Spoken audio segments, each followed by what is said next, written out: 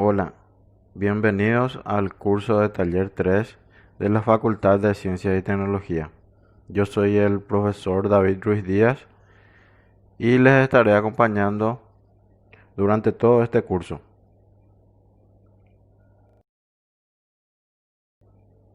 El objetivo principal del curso de Taller 3 es enseñar a utilizar estos tres lenguajes, HTML, el lenguaje CSS y el lenguaje JavaScript, en la creación de páginas web utilizadas en el lado del cliente.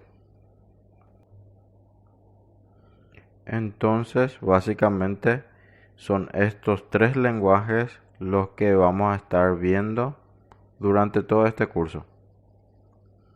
Ahora bien, para llegar a entender un poco más sobre este curso, necesitamos entender algunos conceptos generales de cómo funciona la web. Para ello empezamos por las páginas web. Las páginas web es un documento electrónico capaz de contener texto, sonidos, videos, programas, enlaces, imágenes y muchas otras cosas. Están adaptadas para lo que es la www, o sea, la internet y el intercambio de archivos. Y pueden ser accedidas mediante un navegador web, que más adelante vamos a ver también qué es. Estas páginas se crean generalmente utilizando el lenguaje HTML o XHTML, mediante el cual se pueden proporcionar acceso a otras páginas utilizando enlaces de hipertexto, o sea, los famosos links. Frecuentemente también incluyen otros recursos, como pueden ser hojas de estilo en cascada, o sea, el CSS, y script, imágenes digitales y entre otras cosas. Entonces de eso se trata la página web. Es un documento electrónico capaz de contener varias cosas como video, sonido, enlace a otras páginas y otras cosas más. Todo esto se puede escribir a través de el lenguaje HTML.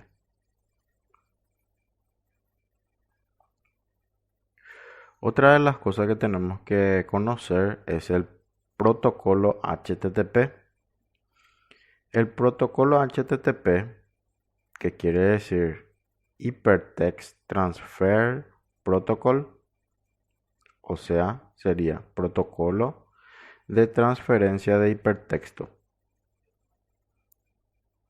Este es un protocolo que permite realizar una petición de datos y recursos como pueden ser documentos HTML y otras cosas. Este protocolo es la base de cualquier intercambio de datos en la web y es un protocolo que se estructura sobre una arquitectura cliente-servidor, que también estaremos viendo un poquito más adelante. HTTP se usa para transferir documentos de hipertexto, o sea, los documentos escritos en lenguaje HTML. Además, se usan para transmitir imágenes o videos, enviar datos o contenido a algún servidor, como por ejemplo en el caso de los formularios.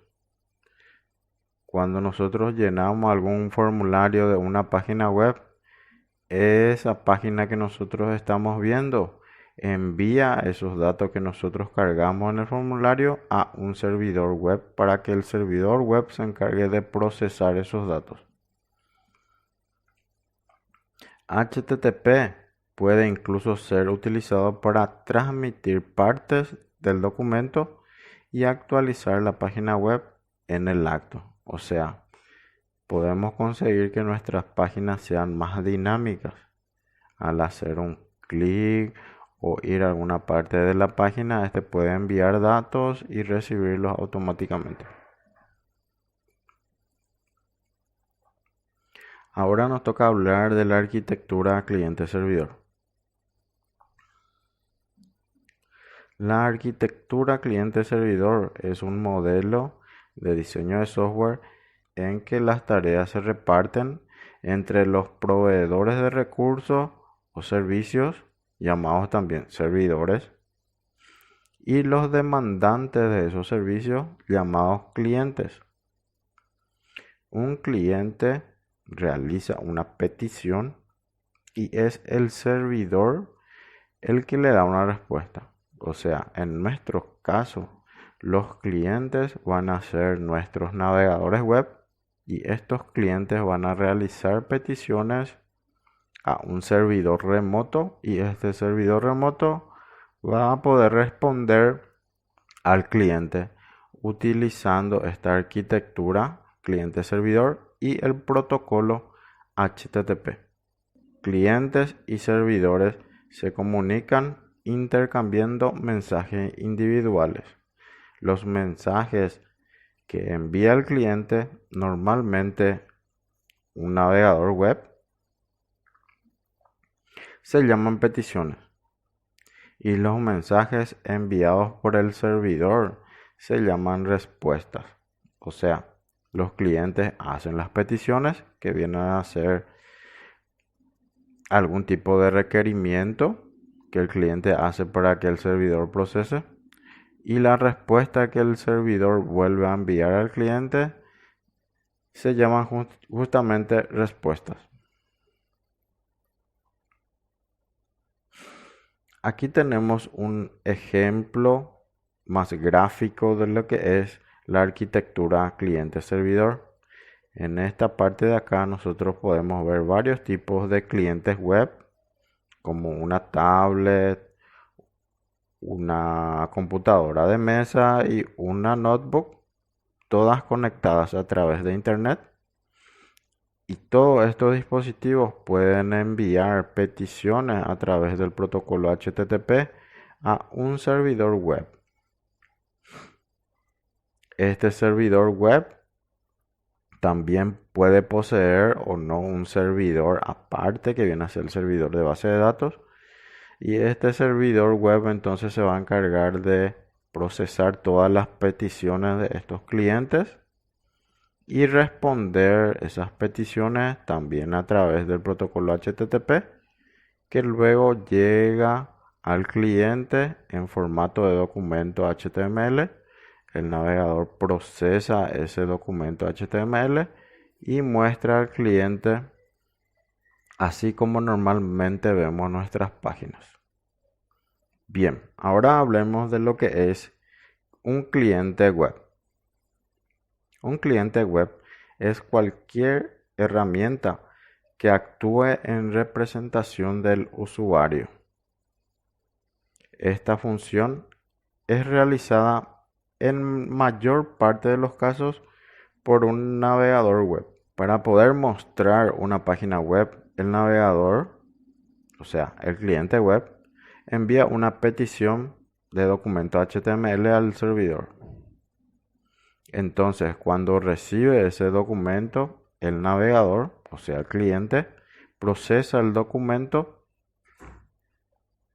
y a través de ese documento puede enviar otras peticiones también solicitando más datos, como por ejemplo videos, imágenes, audio y todos los datos que requiera la página. Entonces, el servidor responde de nuevo con esos datos y esos datos se adhieren aún más a la página y así se va enriqueciendo más la página. El navegador une todos esos datos y compone lo que viene a ser el resultado final, que viene a ser la página que nosotros estamos mirando. Aquí tenemos un ejemplo de cómo sería esto. Estos son algunos ejemplos de algunos navegadores. Estos navegadores hacen peticiones a un servidor web.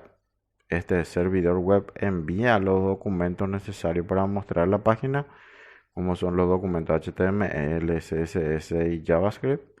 Esto llega de nuevo a los navegadores procesan todos estos documentos y finalmente muestra al usuario la página tal cual uno puede observar en el navegador. O sea, la función principal de los navegadores aquí es la de procesar todos estos documentos HTML, CSS y JavaScript, procesar esos documentos y mostrar al usuario de una manera más agradable. Esa sería la función visualmente más atractiva. Procesar los documentos HTML, CSS y JavaScript. Y por otra parte tenemos lo que son los servidores web. Los servidores son encargados justamente de servir los datos que ha pedido un cliente. Un servidor conceptualmente es una única entidad, aunque no tiene que ser necesariamente un único equipo físico. Así como vimos en el ejemplo anterior, podríamos tener un servidor web conectado a un servidor de base de datos, conectado de nuevo a un servidor de correo electrónicos y así. O sea, podemos tener varios servidores interconectados que trabajen todos juntos como una sola entidad. Ya, eso se le llama servidor web. Estos servidores o el servidor web en sí genera parte o todo el documento necesario para que el cliente pueda mostrar la página al usuario.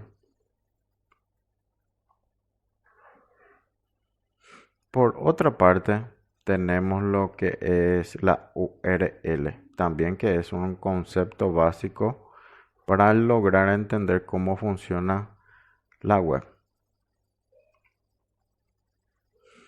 La URL es conocida por sus siglas en inglés, Uniform Resource Locator,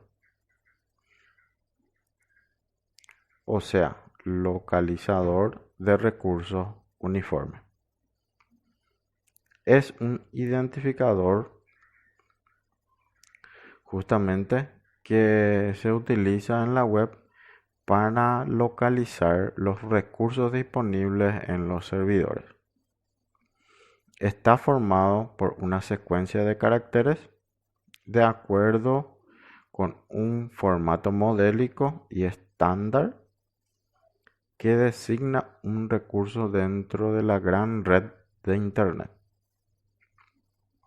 O también puede ser una red interna como una intranet. Bien, aquí tenemos lo que es la representación gráfica de una URL. La URL es toda ese conjunto de caracteres que siempre vemos en nuestro navegador en la parte de arriba. Y esta URL está conformada por varias partes, como podemos ver. La primera parte viene a ser la del protocolo, en la que se le indica al navegador cuál es el tipo de protocolo que se va a seguir para la comunicación. En la mayoría de las veces viene a ser el protocolo HTTP para las páginas web. Luego de eso tenemos la parte verde, que viene a ser la parte del subdominio. Tenemos la parte en celeste, que viene a ser la parte del dominio, que también vamos a ver qué es. Y el resto de la otra parte que viene a ser ya las carpetas o el camino o el path correspondiente en donde está ese recurso y finalmente el recurso en sí. Entonces a través de esta URL podemos llegar a un recurso que está en un servidor web remoto. Pasemos a hablar ahora sobre lo que son los dominios y el hosting. El dominio viene a ser un nombre por el cual podemos encontrar las páginas web, por ejemplo, facebook.com o google.com.pi o facitech.edu.pi. Este viene a ser entonces un dominio que está referenciado a una dirección de IP y por ende a un servidor web. A través de ese nombre que está debidamente registrado, nosotros podemos acceder a esa página web. Los dominios fueron creados para facilitar a nosotros los seres humanos a recordar los nombres de las páginas, ya que de otro modo tendríamos que nosotros ingresar en vez del dominio la IP del servidor al que queremos conectarnos. Entonces sería más difícil para nosotros recordar la IP, por ejemplo, del servidor de Facebook, que el nombre de Facebook. Ahora, hosting o alojamiento es un espacio físico donde se van a guardar los archivos HTML, CSS, las imágenes y videos, y eso se va a publicar en la internet. O sea, el hosting nada más viene a ser como una computadora en algún lugar del planeta que disponibiliza todos los archivos de nuestra página web. Existen servicios a los cuales nosotros podemos acceder que nos brindan un alojamiento por una cierta cantidad de dinero, ¿verdad?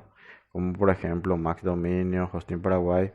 Estos son servicios que hay aquí en Paraguay y nosotros podemos acceder a ellos llamando, claro, consultando, y podemos decirle a ellos que nos alojen nuestra página. Entonces,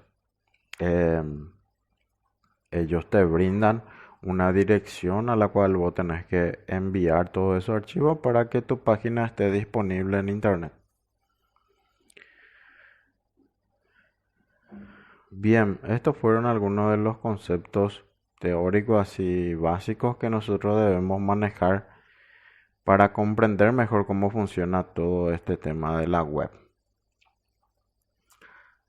Ahora voy a explicar algunas herramientas que vamos a estar manejando durante nuestro curso. Lo que vamos a estar utilizando es un navegador web. De preferencia vamos a estar utilizando el navegador Chrome o Firefox. Uno de esos dos navegadores. Luego también vamos a estar utilizando un editor de código. ¿Sí? Un editor de código. Ya sea Sublime Text. Ese es el recomendado para el curso. Sublime Text u otro editor de código que ustedes prefieran. No hay ningún problema si quieren utilizar otro, pero yo voy a estar utilizando el Sublime Text, así que creo que va a ser más fácil si todos utilizan el mismo editor que yo voy a utilizar, así no le va a dar ningún problema. También vamos a estar viendo e instalando algunos complementos para Sublime Text que nos van a ayudar a escribir un poco más rápido nuestro código.